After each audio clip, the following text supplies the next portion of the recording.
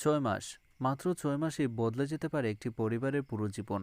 আজ এমন একটি সুখবর আসতে চলেছে যা একদিকে অনুভব বনলতার মুখে হাসি ফুটাবে, অন্যদিকে লাজুর চোখে এনে দিবে অশ্রু। কিন্তু এই কান্না কি শুধুই কষ্টের, নাকি এর পেছনে লুকিয়ে আছে আরও বড় এক ত্যাগের গল্প? ৬ মাস কেটে গেছে, গোটা বাড়ি এখন অনেকটাই শান্ত। হঠাৎ কয়েকদিন ধরে বনলতার শরীর খারাপ হতে শুরু করলো। অনুভব উদ্বিগ্ন হয়ে তাকে হাসপাতালে নিয়ে গেল। কিছুক্ষণ পর ডাক্তার রিপোর্ট হাতে নিয়ে হাসি মুখে বললেন, অভিনন্দন, বনলতা মা হতে চলেছেন। কথাটা শুনে অনুভব আনন্দে বনলতার হাত শক্ত করে ধরল। দুজনের চোখেই আনন্দের জল। বাড়িতে কবর পৌঁছাতে উৎসবের পরিবেশ তৈরি হলো, কিন্তু সবার আড়ালে দাঁড়িয়ে লাজুর চোখ ভিজে উঠল। বনলতা কাছে এসে বলল, লাজু তুমি কাঁদছো কেন? লাজু মৃদু হেসে বলল, এটা আনন্দের কান্না, তোমাদের সুখটাই তো আমার সবচেয়ে বড় সুখ। ঠিক তখনই লাজুর ফোনে একটি অচেনা নাম্বার থেকে মেসেজ এলো, এই সন্তান পৃথিবীতে আসতে দেব না। মেসেজটি পড়ে লাজুর মুখের হাসি মুহূর্তে মিলিয়ে গেল।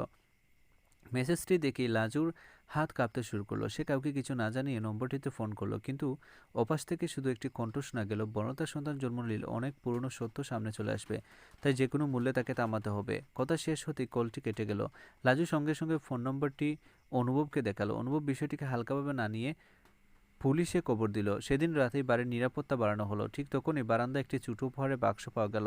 বাক্স খুলতেই সবাই চমকে উঠল। ভেতরে একটি ছোট শিশুর খেলনা আর একটি চিরকুট চিরকুট লেখা, এই শিশুর হাসি কেউ দেখতে পাবে না। বনলতা ভয়ে অনুভবের হাত শক্ত করে ধরল। লাজু মনে মনে প্রতিজ্ঞা করলো, এই সন্তানকে রক্ষা করতে নিজের জীবনও দিতে দিতে হলে দিব।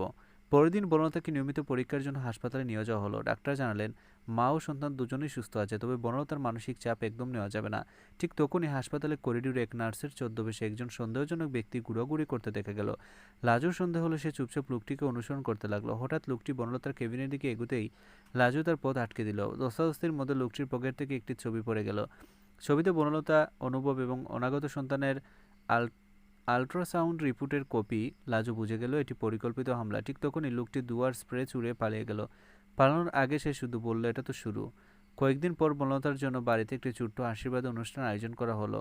সবাই হাসি খুশি, কিন্তু লাজুর চোখ সবসময় চারিদিকে ঘুরছে। হঠাৎ বিদ্যুৎ চলে গেল। অন্ধকারে একটি ছায়ামূর্তি বনলতার ঘরের দিকে এগোতে লাগলো। লাজু তাদেরকে দৌড়ে গিয়ে বনলতার সামনে দাঁড়িয়ে গেল। ঠিক তখনই অনুভবও পৌঁছে গেল। বাড়ির নিরাপত্তাকারীরা ছায়ামূর্তিটিকে ধাওয়া করলে সে পালিয়ে যায়। তবে পালানোর সময় একটি কাম ফেলে যায়। কামের ভেতরে একটি পুরনো ছবি। ছবিতে দেখা যাচ্ছে বহু বছর আগে বনলতা পরিবারকে ঘিরে থাকে এক অজানা মানুষ। পেছনে লেখা, এই শিশুই খুলে দেবে বহু বছরের লুকিয়ে থাকা রহস্যের দরজা। অনুভব ছবিটি হাতে নিয়ে বলল, যেই হোক, এবার আর আমাদের পরিবারকে আঘাত করতে দিব না। লাজু বনলতার দিকে তাকিয়ে হাসলো। তার চোখে এখনো জল, কিন্তু এবার সেই জলে ভয় নয়, দৃঢ়তার প্রতিজ্ঞা। বনলতার মাতৃত্বের সুখবরের সঙ্গে শুরু হলো নতুন এক অন্ধকার অধ্যায়। অনাগত শিশুকে কেন টার্গেট করা হচ্ছে, আর বহু বছরের সেই রহস্য কি যা এই শিশুর জন্মের সঙ্গে জড়িয়ে যাচ্ছে? পরবর্তী পর্বে অপেক্ষা করছে আরও বড় চমক ও ভয়ঙ্কর সত্য।